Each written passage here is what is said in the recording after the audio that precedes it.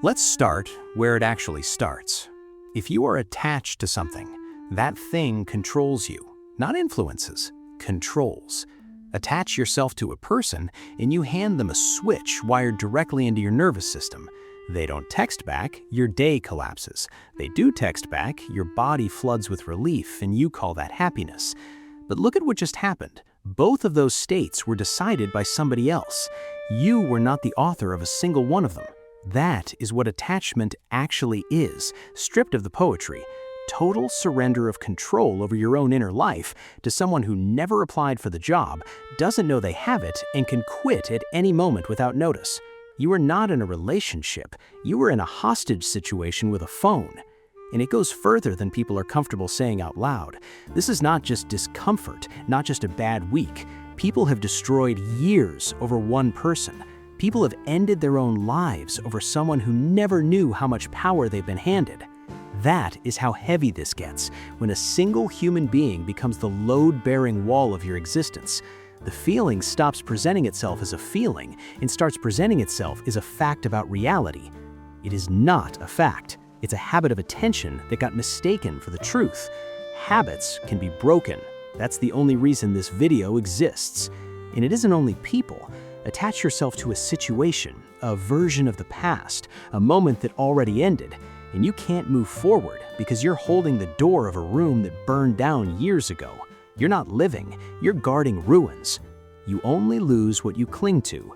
Buddha said that 25 centuries ago. You've spent your entire life proving him right and refusing to hear it. So here's what has to be dismantled, point by point. No comfort. First thing, what you're calling love is mostly ego, and you've never once checked. A newborn doesn't hate itself. A child doesn't lie awake calculating whether they're worth someone's attention. That machinery gets installed later. The ego builds itself out of comparison, and the moment it exists, attachment becomes possible, because now there is a self that needs proof, and other people become the proof. That's what idolizing actually is. You don't worship them, you worship the version of yourself that gets to have them. If they choose you, you're worth choosing. If they answer, you exist. If they stay, then you're the kind of person people stay for. You didn't fall in love with a human being. You applied for a verdict and handed them the gavel. Your ego tells you the same lie every day. You're not enough. Their life is better. That kind of person is above your level. It builds pedestals so it can stand underneath them and feel the shade. So test the pedestal. Put the person you idolize in a falling plane. Engine gone, cabin screaming, ground rushing up. Look at them in that seat. Are they still magic? Are they still the one? Or are they exactly what they always were? A frightened animal in a fabric seat, bleeding the same as you, ending the same as you. Nobody survives gravity. Nobody is above you. They bleed, you bleed. They leave this earth, you leave this earth. The pedestal was never about them, and it never held anything but your own need. And here's the mechanism underneath. When you're not running on ego, you don't grip, because gripping only makes sense to someone who believes there is nothing else. The person who believes life still has more in it doesn't need to strangle what's in front of them, not because they love less, because they're not starving. Which brings us to the sentence that keeps people rotting in dead relationships for a decade. I'll never find anyone like them again. Look at what you're actually claiming. 8 billion people alive. You've met a few thousand in your entire life, genuinely known a few hundred, pulled almost entirely from your school, your job, your neighborhood, and one app. And from that microscopic sample, you have concluded that existence manufactured exactly one compatible human being, and you've already used them up. That's not love. That's a statistics error committed in an emotional state. And it was never really about them. Someone who believes there's only one is really saying something else. I am barely lovable, and they were my one exception. That's the actual belief. And that belief will keep you in rooms you should have walked out of years ago, accepting crumbs and calling it depth, defending someone's worst behavior to your own friends, negotiating from your knees. Now the part nobody says. If you give another person the power to make you happy, you have also given them the power to destroy you. Those are the same switch. You don't get one without the other. Every ounce of joy you outsource is an ounce of ruin you've pre-approved. You are not looking for a partner. You are looking for someone to complete you. And that job cannot be done by anyone ever. Two incomplete people don't make one whole one. They make two prisoners. Anyone who's been in a long relationship already knows this in their body. Without separate lives, separate rooms, separate things that are yours, the thing rots, not from lack of love, from lack of oxygen. Everyone needs space. Everyone. The person who cannot allow space is not loving harder, they're drowning and holding on to someone else's neck. Now, the reframe that changes what your past means. Everyone who entered your life was a lesson wearing a face. You want to believe the good ones were gifts and the bad ones were crimes. Wrong sorting. Both were instruction. The one who betrayed you taught you what you ignore in people because you're afraid to be alone. The one who left taught you how much of your identity you'd outsourced. The one who used you showed you exactly which door you leave unlocked. The one you loved taught you what you're capable of feeling, which you didn't know until they arrived. Every one of them made you sharper. Not kinder necessarily, not softer, sharper. And you keep asking the wrong question about all of them. You keep asking, why did this happen to me? That question has no answer and no exit. It's a question designed to keep you a victim, which is comfortable, which is why you've been asking it for years. Ask the other one, what did this teach me? Because when the answer arrives, something strange happens. The person loses their power over you. They stop being your tormentor and become your curriculum. And nobody grieves a curriculum. Understand what that means for the endings. When a relationship ends, it doesn't mean it failed. It means it finished. The lesson completed, and the two of you were never meant to run the full length. Almost everyone in your life is temporary by design, and you've been treating every ending as a betrayal instead of a completion. Everything that happens is either endurable or not, Marcus Aurelius, and every single thing that has already happened to you, by definition, was endurable. You're still here. That's the proof. Now the hardest one, sit still for it. The person you can't get over, you invented them. There was a real human in the beginning, somewhere, but look at what you built on top of them. You took a few months of actual evidence and constructed years of fiction. You imagined the future and cast them in it. You wrote conversations you never had. You assigned them intentions they never confirmed. You decided what they meant by things they said while distracted. You built an entire person out of hope and gap-filling, then fell in love with the construction and blamed the human for not matching it. They never promised you the version in your head. They never even saw it. You held a real person to the standards of a character you wrote, and when they failed, because a real person always fails a fiction, you called it betrayal. Read this slowly, because it ends a specific kind of suffering. They didn't hurt you. The gap between them and your fantasy of them hurt you, and you built that gap yourself. This is why you can't move on. You're not trying to get over a person, you're trying to get over a story. And stories don't leave, don't get boring, don't disappoint you at airports, don't have bad breath in the morning. The story is undefeatable. You are competing against a fiction you authored, and you've made reality play the villain in it for years. The alternative is 4 words that sound simple and are almost impossible. It is what it is. Not resignation, accuracy. Meeting the thing that's actually in front of you instead of the thing you decided it should be. Because the moment you decide how something has to go, you've left the present, and the present is the only place anything real has ever happened. You can't appreciate what's in front of you while you're auditing it against a script. People are volatile. Their feelings move without warning, sometimes without their own permission. You cannot predict them, and every prediction you've made was fiction dressed as intuition. Hope for the best, expect nothing. And when something ugly arrives anyway, and it will, understand it wasn't in your plan because your plan was never real. Now the most practical thing in this entire video, and it's going to sound like an insult before it sounds like mercy. If you have 8 hours a day to think about someone, you don't have a life full enough to interrupt. That's not cruelty, it's a diagnosis. Because look at what actually happened when they arrived. You made room. You didn't notice you were doing it. You dropped that friend less, you dropped the thing you used to do on Tuesdays, your mornings stopped being yours and became a check of the screen. Slowly, invisibly, you emptied out sections of your own life to make space for one person. And it felt like love, because that's what everyone told you love looks like. Then they left. And here's what actually broke you. Not their absence, the space. The hours you cleared are still cleared. The Tuesday is still empty. The friend you stopped calling built a life without you in it.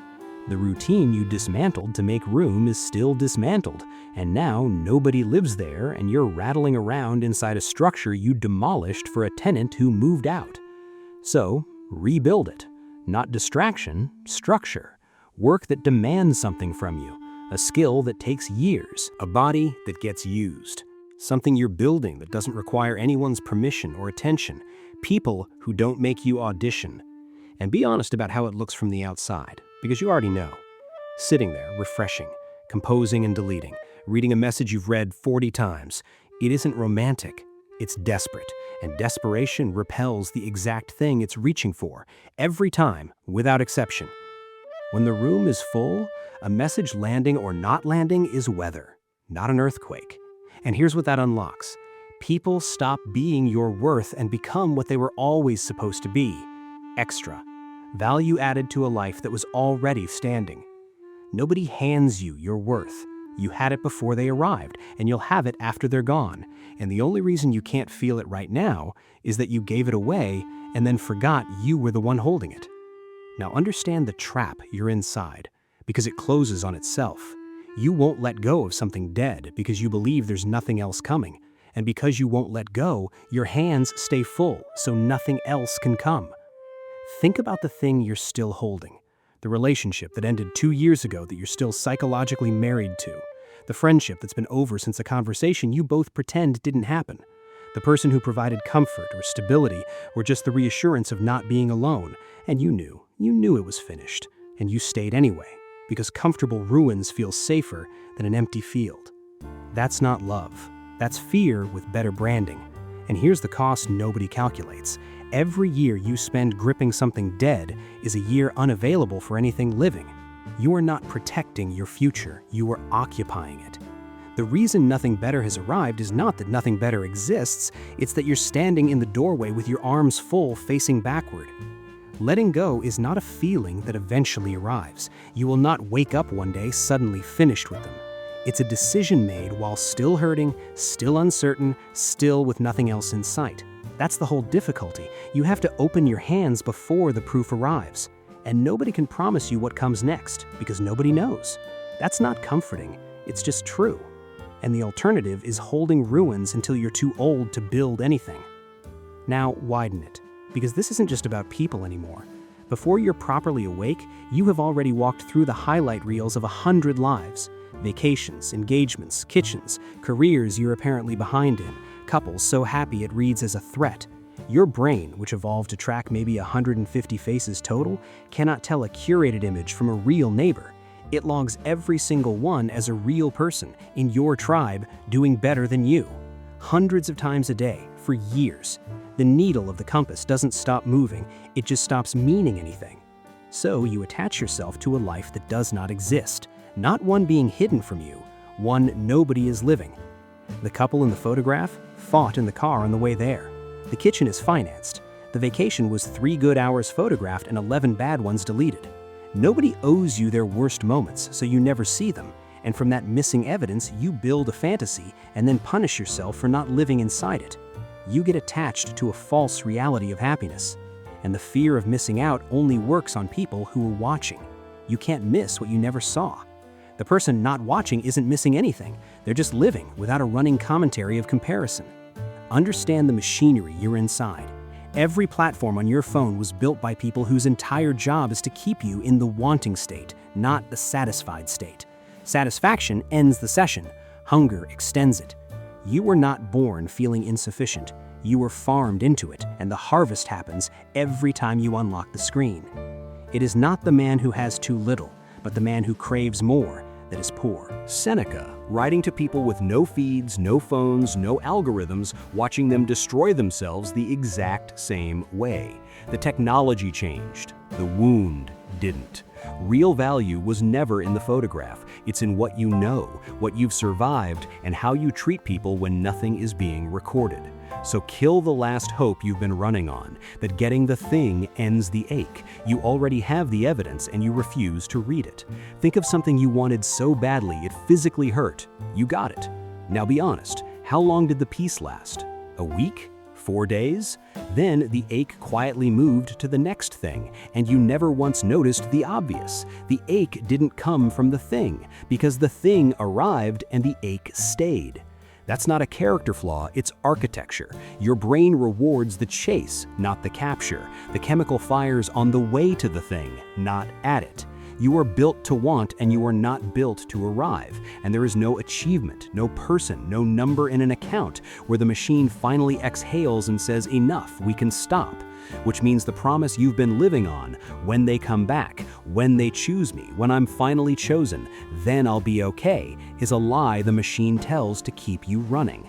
If they came back tonight, you'd feel relief for a few days, and then immediately begin fearing losing them again. You know this. You've already done it once. Relief is not peace. Relief is the pause between two fears. You have already wasted time this way. Whole holidays spent panicking about something that hadn't happened yet. Rooms you were physically in and mentally absent from. Years of your only life spent in a future that never arrived and a past that won't change.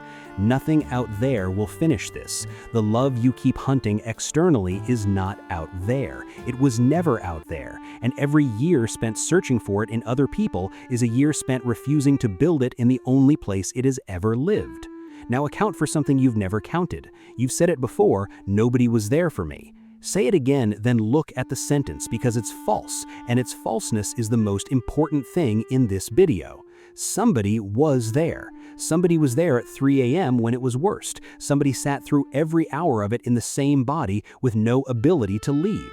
Somebody got you up the next morning, fed you badly, dragged you to work, and did it again the day after. Somebody has attended every single disaster of your entire life without missing one. You. It was always you, and you've never given yourself an ounce of credit for it because you were too busy scanning the room for someone else to arrive. You've been abandoned by many people. You have never been abandoned once, not for a second. Here's the arithmetic that should reorganize how you live. Every person you love will leave, by choice, by drift, or by death. Every relationship you will ever have ends in separation. No exceptions in the entire history of the species. The only relationship that runs the full length of your life is the one you're currently neglecting. So build it, not with affirmations, with work. Look directly at what triggers you and find out why, because every trigger is a door with something old behind it. Write it down, sit with it, get help if you need help. There's no medal for doing it alone. And find out whether you can stand your own company, because that's the real test. Sit alone, no phone, no noise, nobody coming. If that feels like peace, you're free. If it feels like drowning, then every relationship you've ever had was not a choice. It was an escape. And people can feel when they're being used as an exit. That's part of why they go. If you cannot be alone, you will accept anyone. Now the last piece, and it's colder than what you were expecting, and it frees more than anything else in this video. Nothing is owed to you. There's no ledger. Nobody is coming to complete you, rescue you, or reward you for how much you endured. The universe is not holding a person in reserve as payment for your suffering, and no one is keeping score of how kind you were to people who were cruel back. That should sound like the cruelest sentence here. It's the opposite. Because if nothing is owed to you, nothing can be withheld from you either. Nobody has the authority to approve you. Nobody's silence is a verdict. Nobody's leaving takes anything that was actually yours. Because what's actually yours is the one thing that has been in the room the whole time, watching every ending, unbroken through all of it. Your own awareness. The thing that was there before them and will be there after, and has never once been damaged by anyone's departure, no matter how it felt. You are alive, right now, breathing, in a universe that ran for billions of years before your first heartbeat and never once had to make room for you. That is not a small thing. It's the only thing you've got, and you've been spending it refreshing a screen, waiting for a person who isn't thinking about you to confirm that you're worth something. They never had that power. You handed it to them. Take it back. Not tomorrow, not when you're healed enough, not when they finally give you closure. Closure isn't something people hand you. It's something you decide to stop waiting for. Now, mid-breath, in the middle of the message you were about to send. Put the mirror down, fill the room you emptied, and stop performing for someone who was never watching. Nothing was ever yours. That's not the tragedy. That's the door.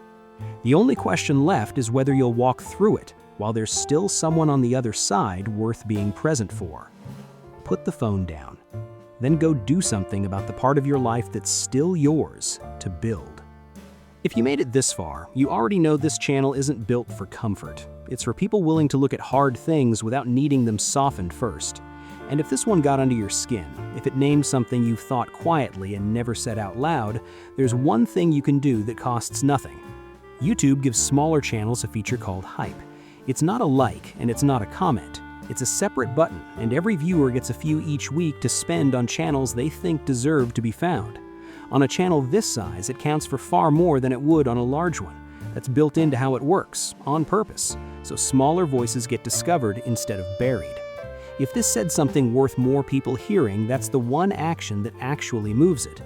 Everything else, sharing it, sitting with it, the fact that you stayed for the whole thing instead of clicking away the moment it got uncomfortable, that's already more than most people are willing to give a question like this.